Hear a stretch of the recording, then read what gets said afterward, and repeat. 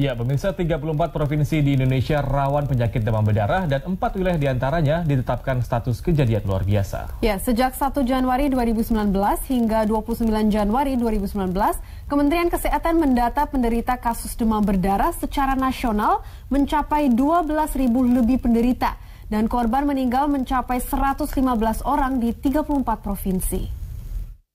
Kami mempunyai data secara nasional dilihat dari tanggal 1 sampai 29 Januari ini di 34 provinsi itu ada 12.240 penderita dan kemudian yang meninggal 115 orang di 34 provinsi. Kata merah atau di rawan itu kan KLB ya, misalnya kita tahu ada 4 tempat yang KLB, yaitu di Manggarai Barat, kemudian di Kota Kupang, lalu ada di Provinsi Sulut.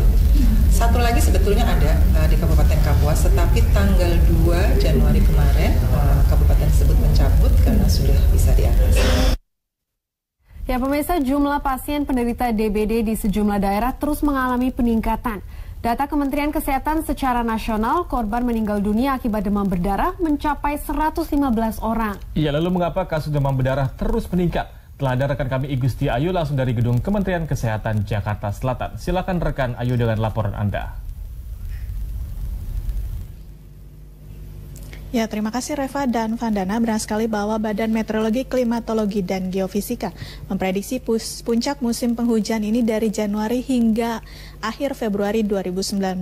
Dan tidak hanya itu, juga peningkatan curah hujan dan perubahan iklim ini sangat berpengaruh terhadap berkembang biaknya nyamuk Aedes aegypti yang menyebabkan penyakit demam berdarah.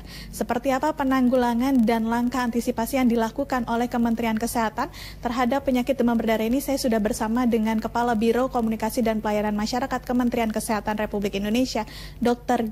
Widiawati. Selamat malam, Ibu. Selamat malam, Mbak Ayu. Iya, Ibu, ini kan penyakit demam berdarah sudah mulai muncul, Bu, di puncak musim penghujan ini.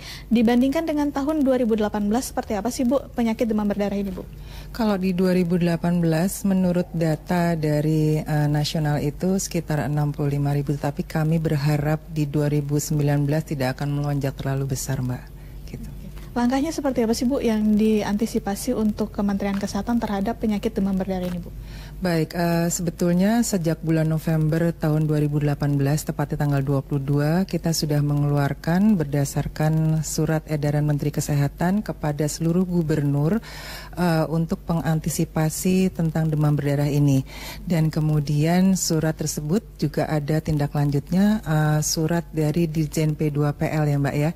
Jadi menghimbau bahwa dengan PSN, pemberantasan sarang nyamuk, dan juga 3M, dan yang paling penting sekarang ada 1 rumah 1 jumantik gitu.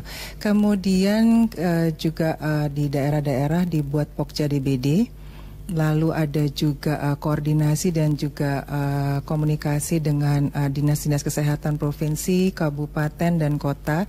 Dan kita juga melibatkan UPT vertikal dari Kementerian Kesehatan seperti KKP, kemudian BTKLPP, kemudian Poltekkes untuk mengedukasi masyarakat tentang PSN dan juga 3M. Bu, bisa dijelaskan, Bu, untuk gerakan 1 rumah 1 jumantik itu seperti apa, Bu? Jadi kalau bisa di dalam 1 rumah itu ada 1 jumantik. Jumantik itu adalah kader kesehatan, Mbak. Jadi mereka memantau misalnya ada bak mandi, kemudian ada tempat-tempat penampungan air dipantau. Karena kan kalau biasanya musim hujan itu banyak sekali tempat-tempat penampungan air dan disitulah nyamuk hidup. Kemudian juga diperlukan adanya penyelidikan epidemiologi, Mbak. Di situ dilihat di mana tempat berkembangnya induk-induk dari nyamuk tersebut. Apakah gerakan 1 rumah 1 jumantik ini di bawah naungan dari petugas-petugas Pokja sarang nyamuk juga jumantik yang ada di RT RW, Bu, atau berpisah? Kader kesehatan itu, Mbak, kader-kader PKK, kemudian juga dari Dinas Kesehatan Provinsi, Puskesmas, semuanya ada di Pemda. Jadi dari Pokja yang ada, kan tadi dikerahkan bahwa ada Pokja, ada kerjasama dengan Dinas Kesehatan Provinsi, Kabupaten. Itu ada kader semuanya, kader kesehatan, Mbak. Oke, Bu, wilayah yang terkena ataupun terjangkit KLB DBD itu di wilayah mana saja dan potensinya seperti apa sih, Bu? Kalau sampai saat ini yang dari berita nasional itu ada 4, yaitu di Kabupaten Manggarai Barat, kemudian juga Kota Kupang, lalu ada di Provinsi Sulawesi Utara, dan yang satu lagi sebenarnya sudah menarik ya Mbak ya, tadinya ada di Kabupaten Kapuas, tetapi pada tanggal 2 Januari sudah ditarik karena sudah diatasi KLB-nya. Potensinya itu seperti apa Bu? Apakah di 4 daerah tersebut atau wilayah tersebut memang kebanyakan lahan kosong ataukah memang merupakan padat penduduk Bu? Kalau DBD biasanya di padat penduduk ya Mbak, tapi semuanya sebetulnya berpotensi untuk terkena. Jadi sekarang memang lingkungan itu sangat berpengaruh, gitu Mbak. Oke, himbauan sendiri Bu untuk Kementerian Kesehatan terhadap lingkungan-lingkungan di wilayah DKI Jakarta dan sekitarnya, khususnya di wilayah nasional ini seperti apa agar penyakit DBD ini tidak lagi menambah korbannya, seperti apa Bu? Tadi edukasi tentang pemberantasan sarang nyamuk, kemudian 3M+, lalu juga yang pasti Mbak, badan kita harus tetap fit, tetap sehat, karena kan kalau misalnya kita lemah, cepat sekali untuk jatuh sakit, apalagi terkena gigitan nyamuk. Lalu juga kalau bisa pakai lotion, itu lotion nyamuk. Dan kalau misalnya demam, cepat pergi ke puskesmas atau rumah sakit terdekat untuk dilihat apakah itu dengue atau tidak. Dan kita juga sudah mempersiapkan rumah sakit, puskesmas untuk siap menampung penderita DBD. Sejauh ini Kementerian Kesehatan sudahkah berkoordinasi dengan pihak rumah sakit untuk menangani pasien-pasien DBD ini, mengingatkan puncak musim hujan hingga akhir Februari ini akan terus terjadi Bu? Sudah Mbak, sudah disiapkan untuk antisipasi DBD, untuk ruang rawat, SDM-nya, kemudian sarana dan prasarana, obat-obatan sudah Mbak, sudah menyiapkan itu semua. Langkahnya Bu terhadap 4 daerah yang sudah terjangkit KLB DBD itu seperti apa sih Bu? Apakah terus ditambah untuk pelayanan kesehatannya di rumah sakit atau seperti apa Bu? Ya, Pemda setempat berkoordinasi tentu Mbak dengan Dinas Kesehatan yang ada kan, Dinas Kesehatan di bawah Pemda. Jadi tentu mereka meningkatkan pelayanan untuk bisa teratasi. Nanti satu-satu akan teratasi. Seperti yang di Kabupaten Kupang sudah menarik karena sudah bisa diatasi KLB-nya. Bu, ini kan untuk DBD sendiri gejalanya itu tidak seperti dengan sebelum-sebelumnya ya Bu. Muncul bintik merah ataupun ruam di tubuh, namun sekarang hanya panas tinggi yang turun naik sama seperti dengan gejala tipes. Ini cara mengantisipasi gejala itu bagi masyarakat yang awam seperti apa sih Bu?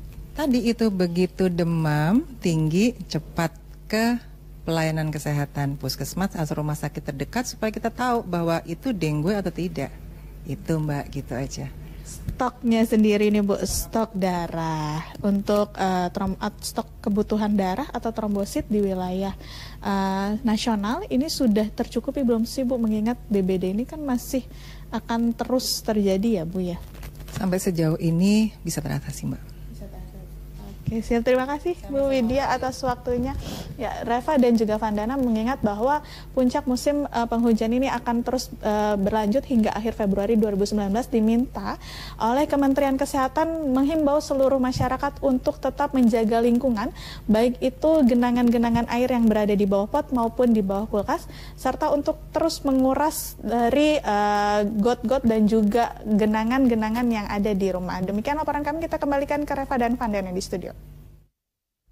Ya, terima kasih rekan Ayu atas laporan Anda dan selamat bertugas kembali.